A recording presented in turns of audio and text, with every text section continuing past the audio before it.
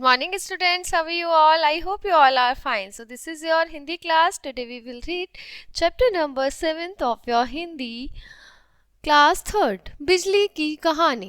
बेटा, 19वीं शताब्दी के अंतिम समय तक लोग बिजली के बारे में बिल्कुल नहीं जानते थे। प्रकाश के लिए तेल के लैंपों, दियों और मोमबत्तियों आदि का प्रयोग होता था। इधर इधर आने जाने के साधन भी धीमी गति से चलते थे, क्योंकि उसके लिए घोड़ा गाड़ी या बैलगाड़ी का उपयोग होता था। समुद्र में चलने वाले बड़े जहाज भी हवाओं के सहारे चलते थे। खाद्य पदार्थ लकड़ी अथवा कोयले की आग पर पकाए जाते थे। कपड़े हाथ से बुने, सिले और धोए जाते थे। रेडियो, सिनेमा, टेलीविज़न आदि का तो नाम तक नहीं सुना था। हवाई यात्राएं करना तो दिवा स्वप्न जैसा था। बेटा, उस टाइम पे एक अलग ही बात थी। तो जो लोग थे वो ज़्यादातर लैंप, दियों और मोमबत्तियों से काम चलाते थे और इधर उधर जाने के लिए भी घोड़ा गाड़ी, बैलगाड़ी का प्रयोग करते थे। और समुद्र में चलने वाले जो जहाज़ थे वो भी हवाओं के सहारे चलते थे। और खाद्य पदार्थ जो होता है बेटा, हमारा खाना काय पे पकाया जाता था? कोयले पे, है ना। आपके मम्मा वगैरह आपको बताते होंगे, दादी नानी, कि लकड़ी और कोयले की आग पर पकाए जाते थे, है ना। जो खाद्य पदार्थ, खाना वगैरह था, रोटी, सब्जी, ठीक है, दूध। कपड़े हाथ से बुने, सिले और धोए जाते थे। कपड़ा का काम कोई मशीन नहीं थी, सब हाथ से होता था। रेडियो, सिनेमा, टेलीविज़न आदि का तक नाम ही नहीं सुना था बेटा किसी ने भी, ठीक है। आज से लगभग 150 वर्ष पूर्व ही मनुष्य बिजली के बारे में जान सका। 150 साल पहले से बिजली का पता चला है। सबसे पहले सर विलियम ने चुंबकीय आधार पर गंधक और शीशा और मोम के द्वारा पता लगाया था कि इन्हें रगड़े जाने पर चुंबकीय शक्ति उत्पन्न होती है। इस रहस्यमय शक्ति को उसने इलेक्ट्रिसिटी का नाम दिया। इसी ने बाद में बिजली का रूप धारण किया। प्रारंभ में अनेक वैज्ञानिक शक्ति के नए स्रोतों का विकास करने का प्रयास करते रहे थे। उन्होंने देखा कि जैसे पाइप द्वारा पानी को एक स्थान से दूसरे स्थान पर भेजा जाता है, उसी तरह तार द्वारा बिजली की तरंगें भेजी जाती हैं, परंतु इससे तार गर्म होकर चमकने लगता था। इस दिशा में टॉमस अल्वा एडिसन नामक वैज्ञानिक कार्य कर रहा था, ठीक है। तो धीरे धीरे हमने सबने जाना बिजली के बारे में, ठीक है। बहुत सारे वैज्ञानिकों में इसमें खोज की और उन्होंने देखा कि पानी जो है वो पाइप है, पाइप द्वारा पानी को एक स्थान से दूसरे स्थान पर भेजा जा सकता है।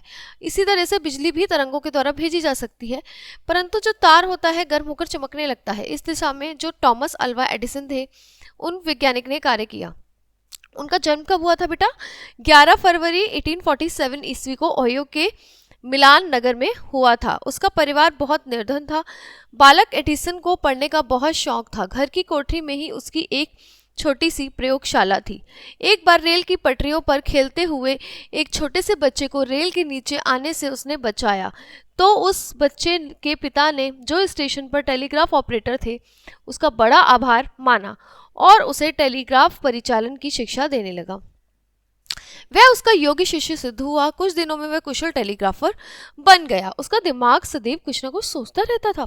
एक बार अमेरिका ने उसने लार्ज कंपनी का बिगड़ा टेलीग्राफ यंत्र ठीक किया, तो लार्ज ने उसे अपने यहाँ संयंत्र चालू रखने वाले मैकेनिक की नौकरी दे दी। कुछ धन कमाकर उसने न्यू जर्सी के नेवार्क नगर में एक प्रयोगशाला बनाई और नए आविष्कारों की खोज में जुट गया। उसने तार को जलने से रोकने के लिए एक पतले तार से फिलामेंट बनाया। इसमें जब विद्युत धारा प्रवाहित की गई तो उसमें तेज चमक पैदा हो गई, परंतु वह जल्दी ही जल गया। एडिसन को पता था कि वस्तुओं को जलने के लिए ऑक्सीजन की आवश्यकता होती है, तो उसने फिलामेंट को एक कांच के कैसे गोले में रखकर जलाया, जहां की हवा निकाल दी गई थी। उसमें विद्युत प्रवाह डालते ही वहां चमकीला प्रकाश पैदा हुआ, जो 8 मिनट तक रहा। आखिरकार एडिसन ने प्रकाश की खोज कर ही ली। फाइनली उसके परीक्षण के लिए एक लैंप तैयार किया और उसमें प्लेटिनम धातु का फिलामेंट लगाया। वह बहुत महंगा था, पर फिर उसने कार्बन के फिलामेंट पर प्रयोग किया, पर उसे कोई भी वांछित लाभ नहीं हुआ। बाद में एडिसन ने एक ऐसा फिलामेंट तैयार किया जो कांच के गोले में 45 घंटे तक जलता रहा और प्रकाश देता रहा। लोग उसे मेनेलोपाक का जादू कहने लगे। उसने जल्द ही शीशे के बल्ब का आविष्कार कर डाला और दुनिया के अंधेरे को रोशनी से जगमगा दिया। एडिसन द्वारा निर्मित बल्ब में अब तक अनेकानेक प्रयोग किए जाते रहे हैं, परंतु सबसे बड़ी समस्या यह थी कि इस बिजली को लोगों के घरों तक सुरक्षित रूप से कैसे पहुंचाया जाए। आखिर में एडिसन को अनेकानेक कठिनाइयों के बाद सफलता हाथ लग ही गई। उसने न्यूयॉर्क में एडिसन इलेक्ट्रिक कंपनी स्थापित की और एक दिन न्यूयॉर्क के घर बिजली के बल्बों से जगमगाने लगे। आज बिजली तैयार करने के लिए बड़े बड़े संयंत्र लगाए जाते हैं। तब से लेकर बिजली के सैकड़ों आविष्कार हुए हैं और उसमें अनेकानेक परिष्कार किए गए हैं, तब जाकर बिजली पूरी दुनिया के लिए आवश्यक उपयोग की वस्तु बनी। इसके लिए एडिसन जो हैं वो हमारे बधाई के पात्र हैं, जिन्होंने हमें ये जो बेटा आज हम लाइट का देख रहे हैं, उन्होंने ये जो है हमारे लिए धरती पर लाए। तो मतलब कितना बेटा, कितने अच्छे अच्छे हमारे देश में वैज्ञानिक रहे हैं और कितनी उन्होंने खोजें की हैं। And this is so like good कि मतलब आप भी आगे जाके बेटा कोई साइंटिस्ट बनेगा, डिफरेंट डिफरेंट टाइप के आप वैज्ञानिक बनोगे, और कोई इंजीनियर बनेगा, कोई डॉक्टर बनेगा, कोई कुछ बनेगा।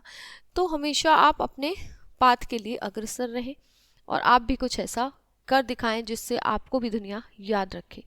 So this is for you कि मतलब all the best for you.